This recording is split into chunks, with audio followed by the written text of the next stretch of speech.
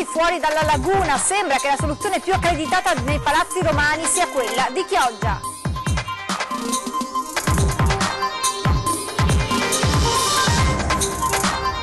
Centinaia di veneziani alla manifestazione nazionale organizzata da Libera e Avviso Pubblico a Padova contro la mafia in memoria di tutte le sue vittime innocenti.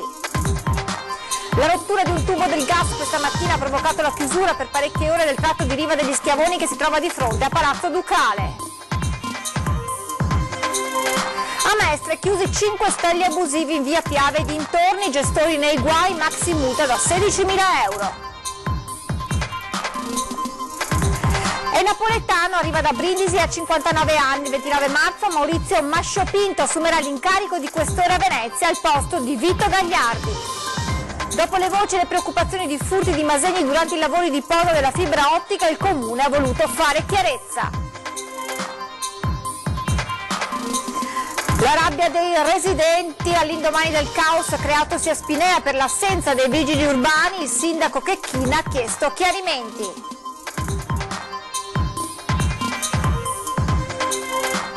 Buonasera e ben ritrovati con l'edizione veneziana dei telegiornali di Antenna 3, dunque lo avete sentito anche dai titoli, in primo piano la questione grandi navi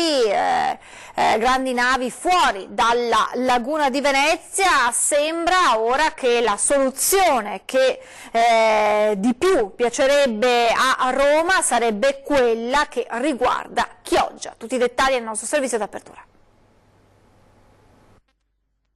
Grandi navi, Bocca di Porto del Lido, Malamocco, Chioggia. Sono le 3 opzioni fuori dalla laguna individuate tempo fa dal Ministero delle Infrastrutture e che ora, secondo indiscrezioni giunte dai palazzi romani, sembrano avere come opzione più accreditata proprio l'area clodiense. Questa dunque potrebbe essere la soluzione, già nella testa del ministro Toninelli e la preferita dal Movimento 5 Stelle. Risolverebbe dunque la questione delle grandi navi, ma inevitabilmente comporterebbe altre problematiche da affrontare. Costi in primis. Secondo una stima iniziale, infatti, si parla di cifre consistenti che si aggirano intorno al 1 miliardo di euro.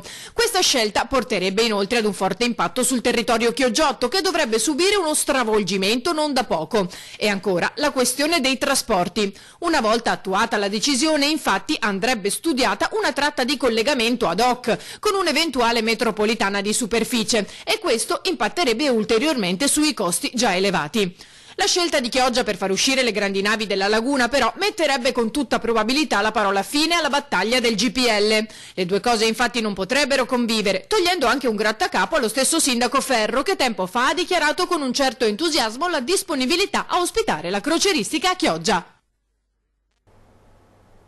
In molti sono arrivati dal veneziano a Padova per prendere parte questa mattina alla grande manifestazione organizzata da Libera e Avviso Pubblico contro le mafie e le vittime innocenti delle mafie. Grande il messaggio lanciato dal palco da Don Ciotti.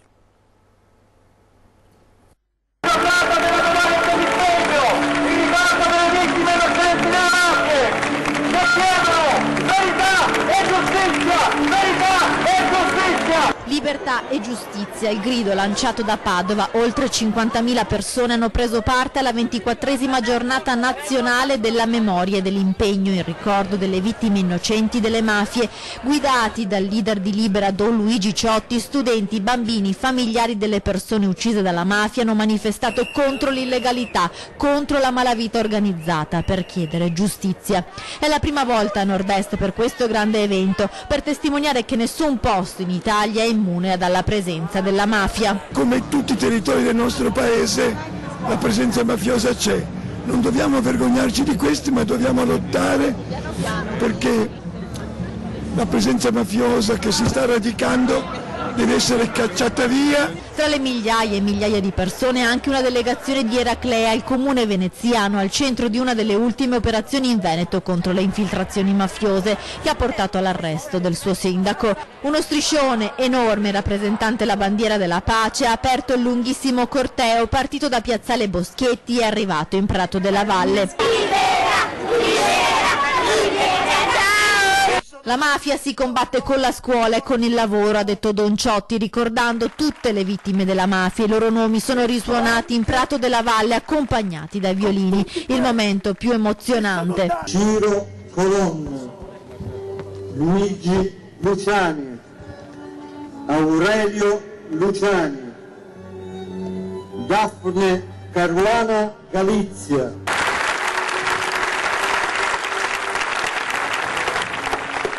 Il nemico non sono i migranti, sono le mafie, la corruzione, l'usura, la mancanza del lavoro, le povertà, l'insufficienza delle politiche sociali. Questo.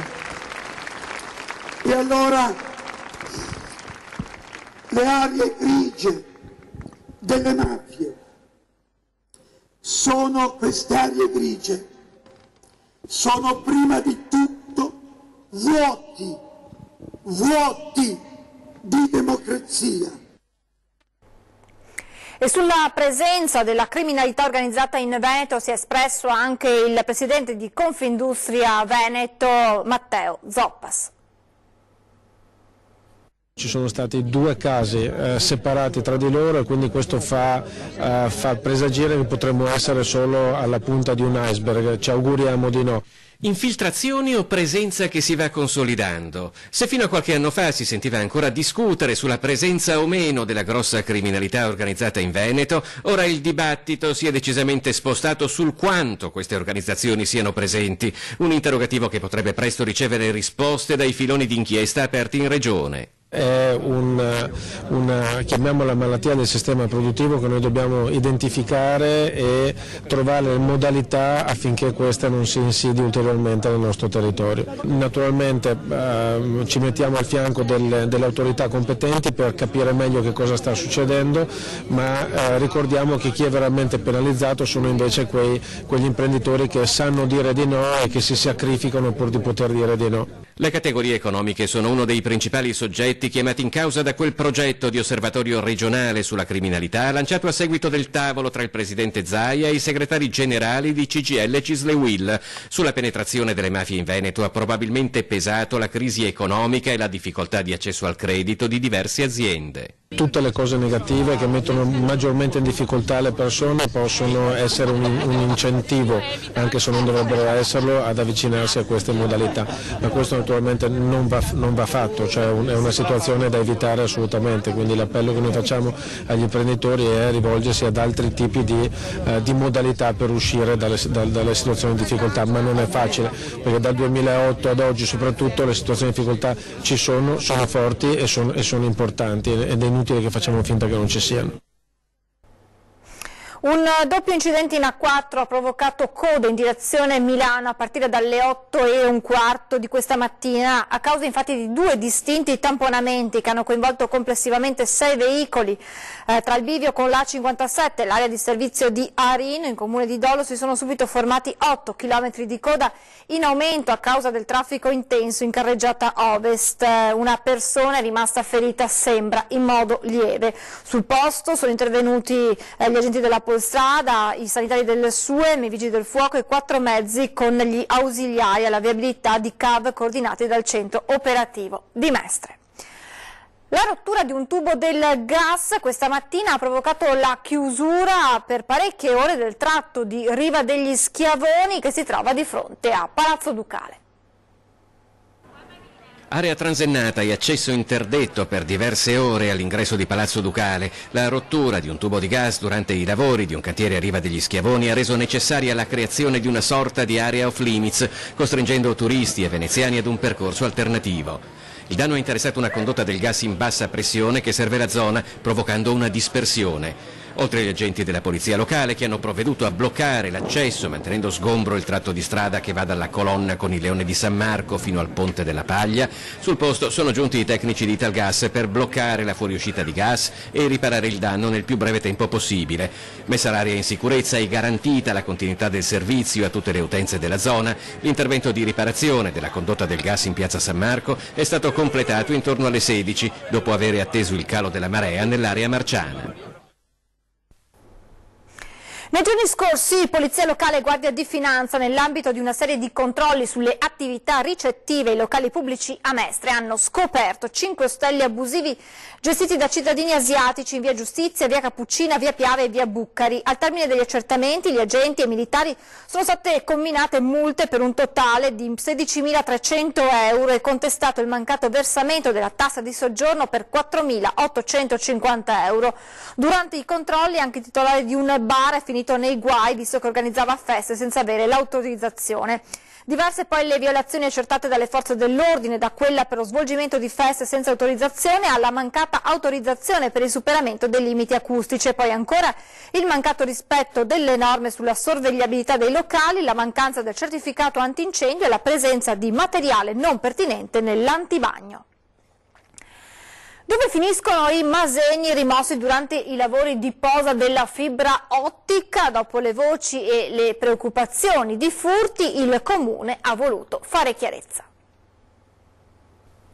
Che fine rischiano di fare i masegni ottocenteschi di Venezia momentaneamente rimossi per i lavori di posa della fibra ottica? Già da tempo ad ogni rimozione provvisoria in città si rincorrono voci di presunti furti e riapparizioni di masegni veneziani avvistati in varie zone del mondo o addirittura in vendita su internet. Le segnalazioni dei residenti di movimenti sospetti nei depositi sono sempre state prese seriamente, dicono dal Comune, ma si sono rivelate infondate. Noi abbiamo come unico dato che sul totale dei masegni che sono stati recuperati solo l'1,9% dei masegni risulta danneggiato, cioè durante la lavorazione, quindi una percentuale assolutamente bassa, e nessuna segnalazione a livello ufficiale, istituzionale è mai avvenuta rispetto al furto del masegno, ricordando anche che il masegno insomma, è una pietra pesante che un uomo da solo può spostarne uno alla volta e quindi non è facile nemmeno compiere questo furto attraverso l'uso della barca.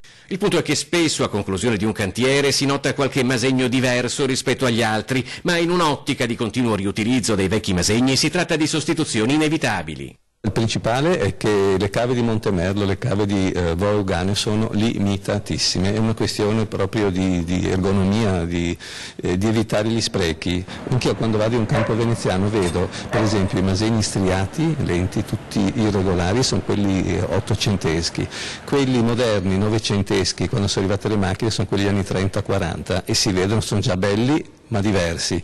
Quelli moderni che si vedono in pozzetti per la banda larga colpiscono subito perché sono troppo perfetti e a Venezia questa perfezione non va. Tutti i masegni vengono catalogati e numerati e la supervisione dei lavori pressoché continua.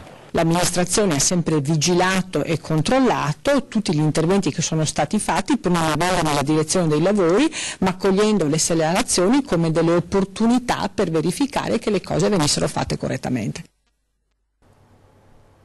Nominato il nuovo questore di Venezia, si tratta di Maurizio Mascio Pinto, dal 28 marzo entrerà in carica. Napoletano di 59 anni, prenderà il posto di Vito Danilo Gagliardi, che ha retto la questura lagunare negli ultimi 2 anni e che di recente è stato nominato prefetto. Mascio Pinto ha una lunga esperienza di polizia giudiziaria nei commissariati della provincia di Napoli, dove l'attenzione si concentra soprattutto sul contrasto alla camorra. In passato ha scritto anche un libro e successivamente è stato nella polizia postale e direttore delle relazioni esterne della comunicazione del Dipartimento della Polizia di Stato. Mascio Pinto ha partecipato alla fondazione del sindacato di polizia SIULP ed è diventato segretario prima a livello provinciale a Napoli e poi a livello regionale per la Campania. L'ultimo incarico che ha svolto in ordine di tempo è stato come questore di Brindisi e adesso si sta preparando per il nuovo ruolo in Laguna. Parliamo di kayak e canoe, il TAR del Veneto boccia l'ordinanza del Comune, dunque si torna al passato. Kayak canoe avranno di nuovo via libera sul Canal Grande.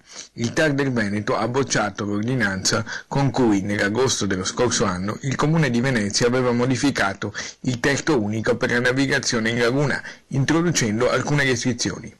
Il provvedimento non riguardava le barche a remi dei veneziani, ma altre tipologie di imbarcazioni al servizio dei turisti, appunto kayak, canoe o SUP, che non di rado erano protagoniste anche di bizzarre performance, forse per andare a caccia di un selfie da incorniciare a Venezia. Secondo i giudici della prima sezione del Tribunale amministrativo regionale del Veneto, però, l'ordinanza comunale non ha rispettato il corretto iter burocratico e soprattutto non ha acquisito preventivamente tutti i pareri necessari.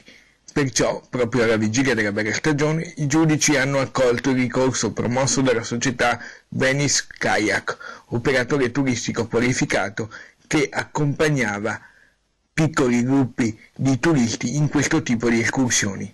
L'attività potrà riprendere senza limitazioni di orari anche nelle fasce più trafficate. Rimane in vigore invece il divieto per i gommoni a motore. È il momento di fermarci adesso per qualche istante di pubblicità, tra poco.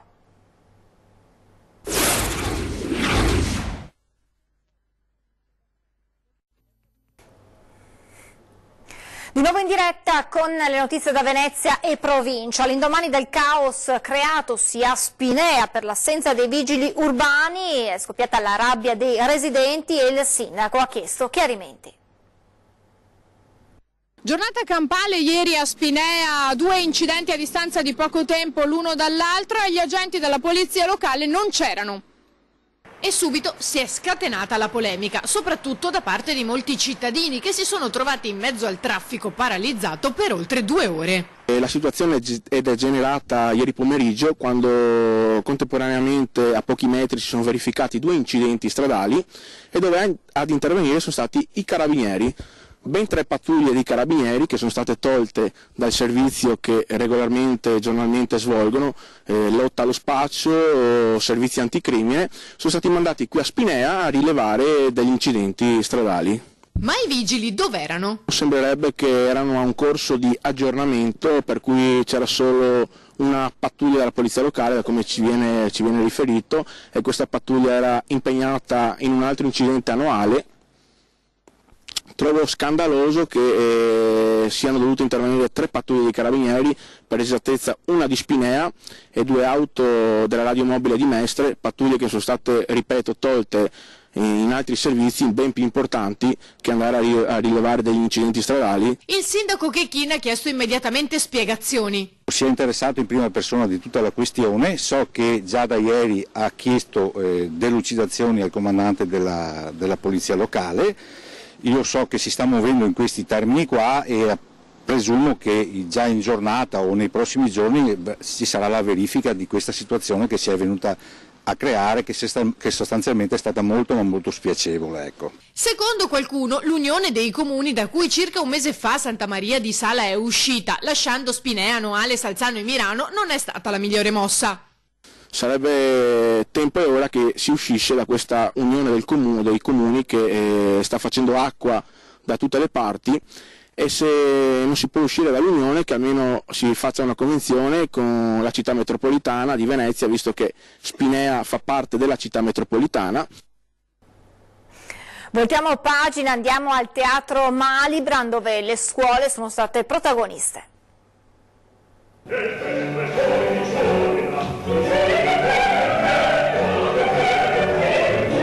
La Fondazione Teatro La Fenice e il Teatro Malibran aprono le porte alle scuole della città ed è stato subito un grande successo questa mattina con un bel pienone di ragazzi e ragazze arrivate al teatro per la prima dello spettacolo Pimpinone, opera del compositore veneziano Tommaso Albinoni. Un intermezzo comico in 3 parti sul libretto di Pietro Parrati, composto per il Teatro San Cassiano di Venezia nel lontano 1708. Si replica anche domani per le scuole, sempre alle ore 11, mentre la terza e ultima rappresentazione di sabato sarà aperta a tutto il pubblico con inizio alle ore 19. Lo spettacolo, proposto nell'ambito del progetto Opera Giovani, è stato realizzato dalla Fenice in collaborazione con il Conservatorio Benedetto Marcello di Venezia. Applausi scroscianti alla prima recita.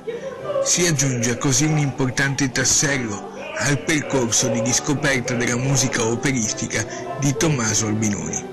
A un anno dal Regno della Luna, a pochi giorni dopo la prima esecuzione in tempi moderni della statira, Pimpinone è andato in scena con un inedito allestimento firmato dal regista Davide Grattini Raimondi per le scene e il light design di Paolo Vitale e i costumi di Giada Masi.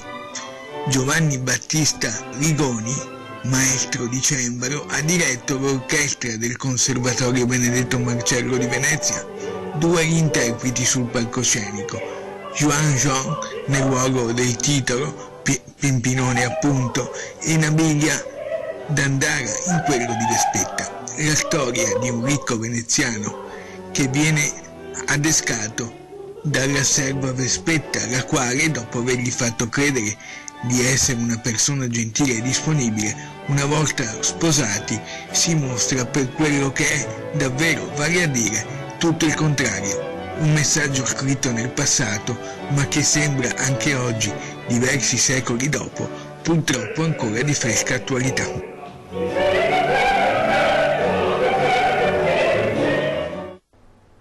E adesso parliamo del piccolo Joe, perché continua la gara di solidarietà per aiutarlo, una vera e propria mobilitazione generale.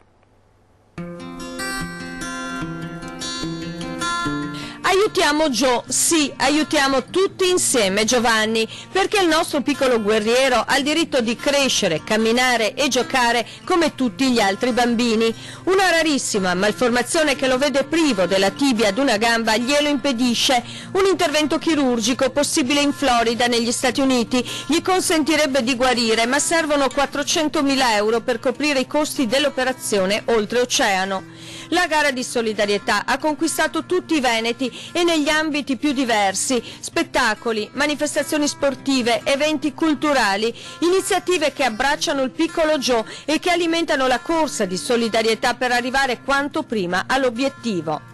Ieri sera al Mercante sono stati raccolti quasi 1.000 euro, un grande lavoro, quello dell'FC Bassano 1903 e dei Fedelissimi, che hanno organizzato la lotteria con il pallone giallo-rosso di cioccolato, le focacce e gli immancabili biscotti di Joe. L'estrazione sarà il 14 aprile, nella Domenica delle Palme. Una somma che va ad aggiungersi a quanto già raccolto in poco più di un mese di campagna a favore del piccolo Giovanni. Ricordiamo che trovate l'IBAN per le donazioni anche nei siti internet delle emittenti del gruppo Media Nord-Est.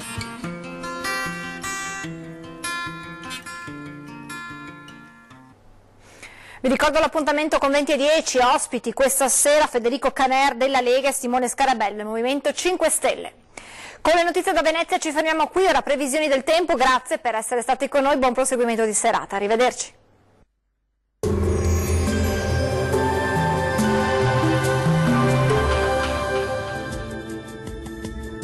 Ben ritrovati al meteo. L'anticiclone rimane ben saldo sull'Italia, ecco che dunque anche sulle nostre regioni avremo l'ennesima giornata di bel tempo. Nel dettaglio sul Veneto sarà soleggiato ovunque, il cielo si presenterà sereno un po' su tutti i settori, al massimo con qualche velatura sparsa. Temperature minime tra -1 e 5 gradi, massime in lieve aumento, comprese tra 17 e 19 gradi circa. Bel tempo anche sul Friuli Venezia Giulia, il sole sarà prevalente con cielo al massimo poco nuvoloso ma senza ulteriori conseguenze. Temperature minime comprese tra 3 e 10 gradi, massime piuttosto gradevoli, oscillanti tra 19 e 20 gradi circa. Raggiungiamo infine il Trentino Alto Adige. Poche novità, situazione invariata rispetto ai giorni scorsi, con ampio soleggiamento e con qualche nube a carattere sparso. Temperature minime intorno a 1 grado, massime sui 18 gradi circa. Bene, dal meteo è tutto, grazie per averci seguito e arrivederci.